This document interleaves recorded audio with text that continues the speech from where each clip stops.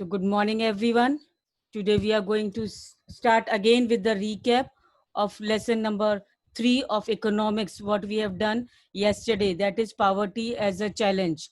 Now, I have made you clear what does the word poverty means. Poverty means that it is a state of being extremely poor. Then a challenge is a threat or a dare which India is facing or has to face.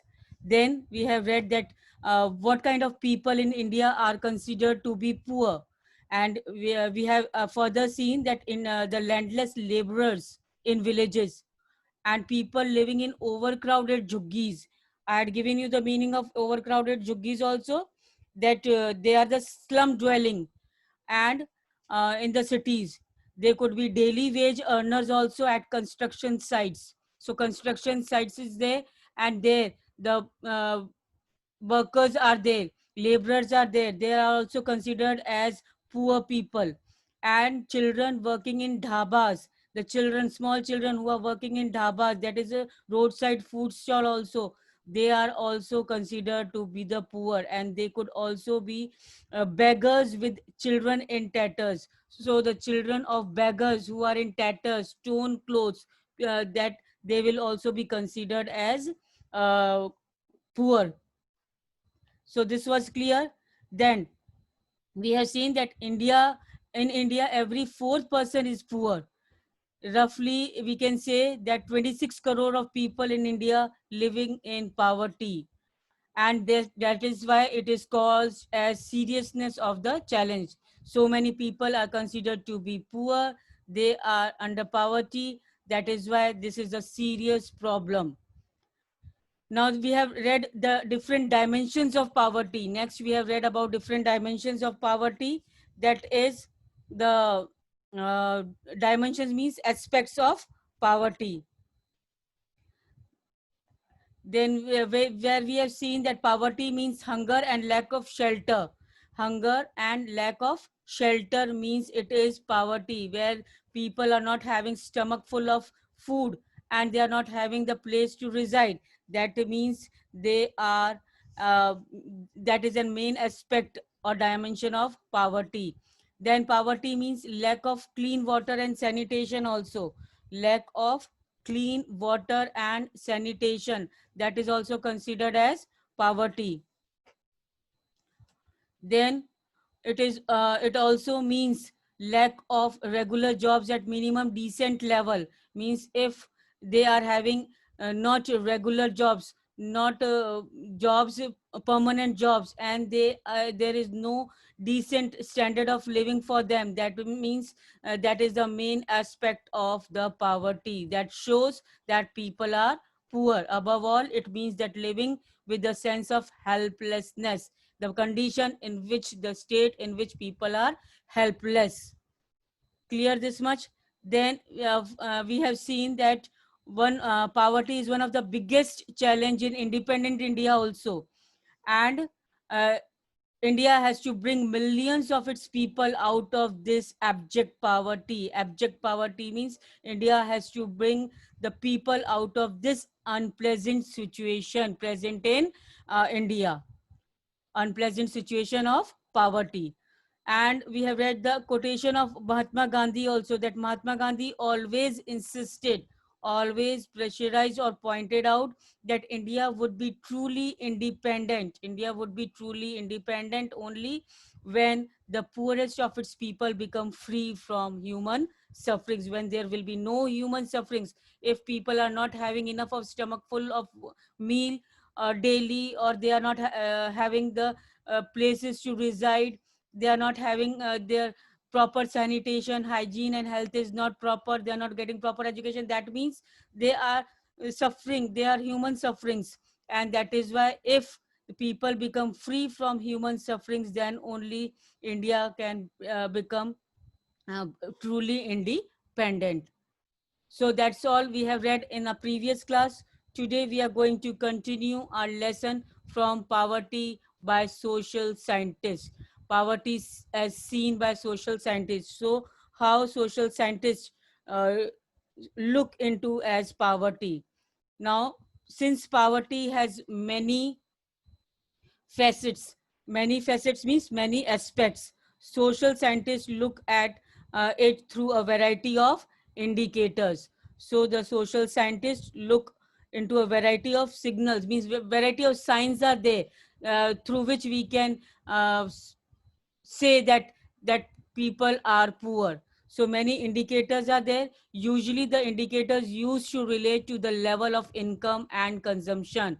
Usually the main indicator from where we can find out that people are really poor, it is the level of income, how much they are earning and how much they are consuming. Whatever they are earning, everything is consumed. Consumed means used by them, or something is kept for the future use. Some money or some savings are being done for the future. So this is the main indicator related to the levels of income and consumption, how much the person is, a person's income is, and how much he is expending, or means expending, or it consuming.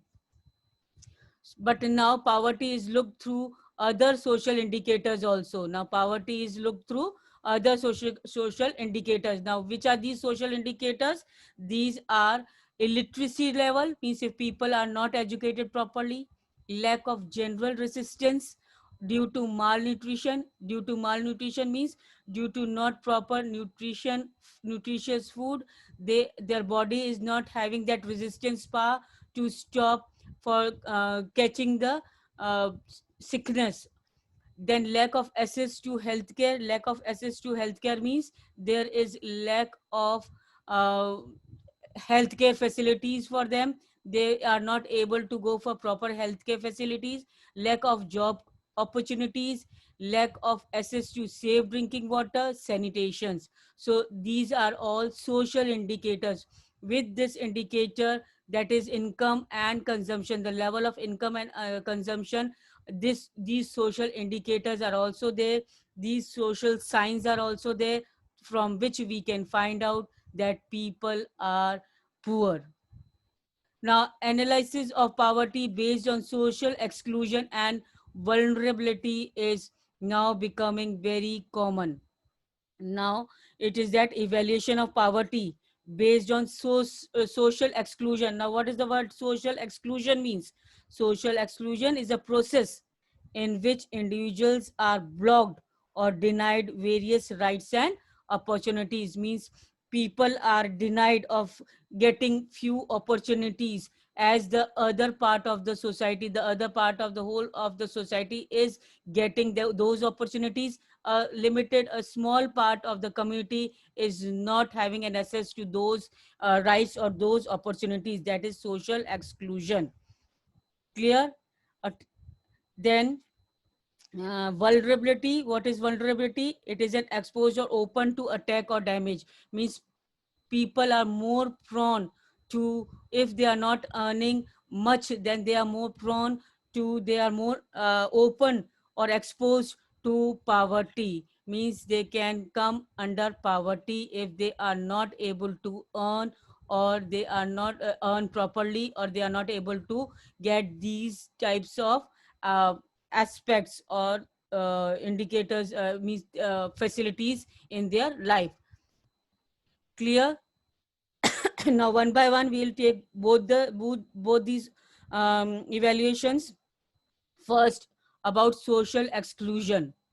Now, according to this concept, poverty must be seen in terms of poor having to live only in a poor surrounding, with only poor people, excluded from enjoying social equality of better of people in better surroundings. That means this is the clear cut definition from which you can understand that what does the word social exclusion means. It means that it is an example that when the poor people are considered to live only in the poor surrounding with their poor people only, that particular community of poor are living together, and they are excluded, they are denied from enjoying social equality of better of people. Means whatever other people are enjoying, the social equality, the opportunities, they are denied of that, of the better surroundings, and that is termed as social exclusion. Now, social exclusion can be both a cause as well as consequence of poverty in usual sense. Now, in common sense, we can say that social exclusion can be both a cause, that means it can be a cause of social of poverty, it can, and it can be result of also as a poverty. That means if people are being excluded, then it will be as a cause of poverty. And if it is means if the people are facing these types of exclusion in the society, that means it is a result of this poverty only. Because of the poverty only, they are facing this type of social exclusion, social boycott. In other words, we can say social boycott means they are denied from the special or some important various opportunities or rights. Clear this much? Now, broadly, it is a process through which individuals or groups are excluded from facility. Now, it is a process through which individuals or group are excluded from the facilities, benefits, and opportunities that others, that is, their betters, enjoy. Now, in broader sense, what is social exclusion? It is a process through which individuals, means a particular individual or a group of individuals, are excluded, are denied from special specific type of facilities, and they are also not given the benefits and opportunities which the other individuals or other group of community are enjoying in a better way. Clear? Social exclusion. A typical example is the working of the caste system in India. Now, one of the example of social exclusion is the caste system. Now, in India, in which people belonging to certain castes are excluded from equal opportunities. Now, the caste system, as you all know, that it is prevailing, still prevailing in India, and in which the people belonging to certain caste are still not getting equal opportunities. They are excluded from getting the equal opportunities as the rest other part of the society. So social exclusion thus may lead to, or but can cause more damage than having a very low income. Means a person, if having a very low income, can still uh, go on its living, continue its living. But if he is or she is denied by the rest of the community for getting the opportunities or facilities, then it can cause more damage for them mentally and physically. So this exclusion can lead to more damage rather than they are having a low income. So social exclusion, clear everybody? Good. Then vulnerability. The second aspect of poverty is vulnerability. Now, vulnerability to poverty is a measure which describes the greater probability of certain communities, say members of backward class, especially they are denoting of the members of the backward caste, or individuals such as widow or the physically handicapped person. So the members of backward caste or widow or physically handicapped person becoming or remaining poor in the coming years. So vulnerability is a measure where we can see it's a probability. It can be the probability for the backward caste people or the widow or the physically handicapped person to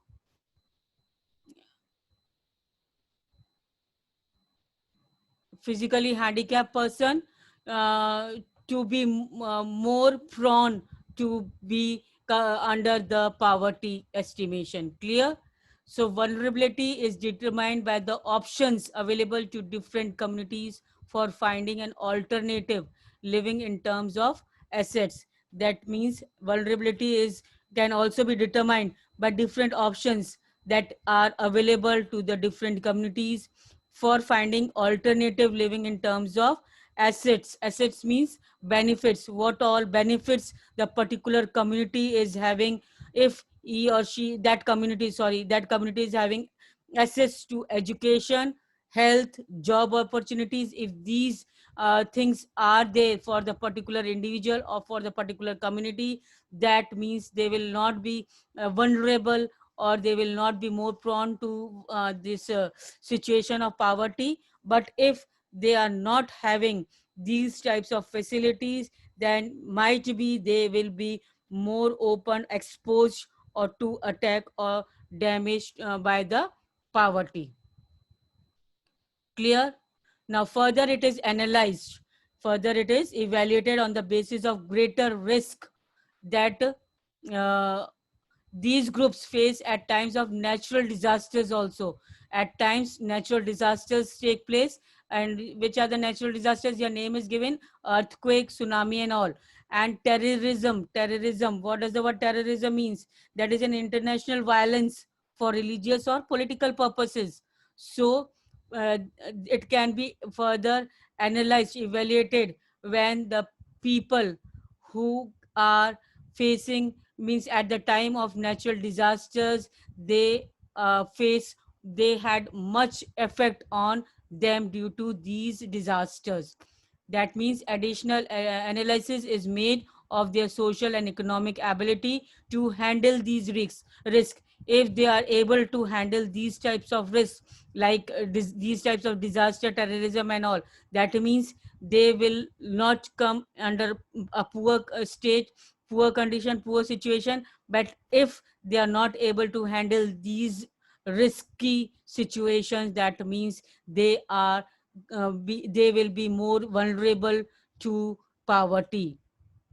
Now, in fact, vulnerability describes the greater probability of being more adversely affected than other people. Means those who are vulnerable, means those who can come under poverty, they will be more affected by these disasters, these situations, rather than the other part of the society. When bad time comes for everybody, whether a flood or an earthquake or simply a fall in the availability of jobs. So when the bad times comes, and it comes for everybody, the time doesn't remain same for everyone. So when the bad time comes, and if the people handle the situation properly and they are able to handle this situation, they can face this situation uh, properly, then only they will not come in this situation of poverty. Whether the flood or earthquake will not hamper their livelihood, or whether they are not having jobs or what, in few day means for few days or few months, then also it will not harm their livelihood, they will not harm their living condition, then they will not come under vulnerability. But if these disasters due to uh, the situations, unknown situations which appear, and they are not able to handle it, they are more prone to go under this situation of poverty. Clear this much? Now coming to the next topic, poverty line. Now what does the poverty line, what do you mean by the poverty line? Now it is the estimated minimum level of income. What is a poverty line? It is a estimated minimum level of income needed to secure the necessities of life. So it is the level of income, whatever estimated minimum level of income, that the person should earn at least that minimum income to secure the necessities of life, to enjoy the necessities of life. That is called poverty line.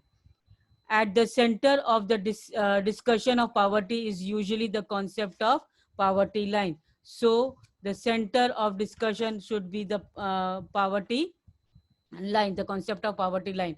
A common method used to measure poverty is based on the income or consumption level. So what is the common method used to measure poverty? That if the particular individual or the group of people are coming under poverty or not, under the category of poor or not. It is from we can see about how much they are earning, what type of income they are having, means how much income they are earning, or how much they are consuming using that income. Then a person is considered poor if his or her income or consumption level falls below the given minimum level necessary to fulfill basic needs. So, who will be considered poor now?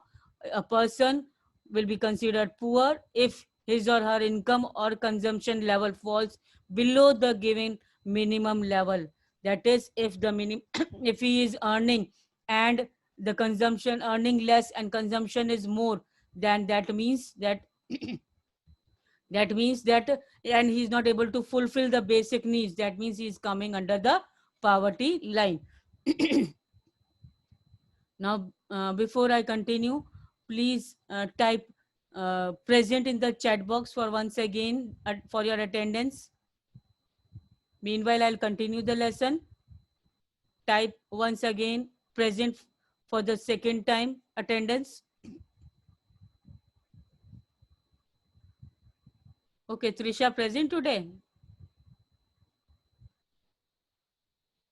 Fine. A person is, we have done that. A person is considered, who is will be considered as poor, that a person whose income and consumption level falls below the minimum level, where he is not able to fulfill his daily basic needs.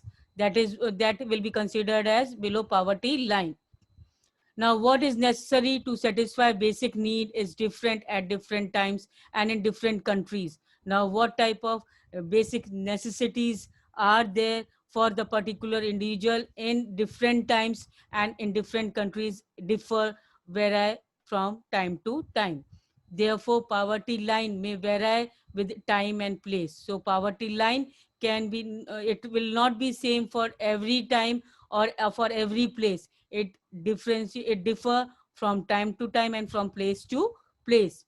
Each country uses an imaginary line that is considered appropriate for its existing level of development. Now each country uses its imaginary line. It is an imaginary, poverty line is an imaginary line.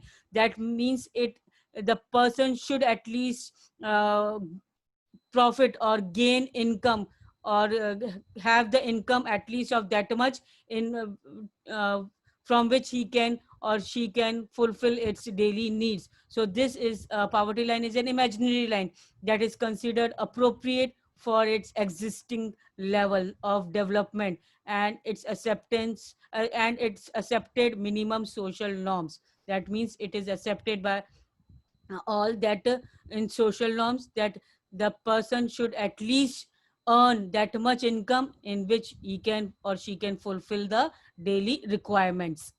For example, an example is given, a person not having a car in United States may be considered poor. Now in United States of America, everybody is having the car. But there, if a person is not having a car, that means it will be considered as a poor person.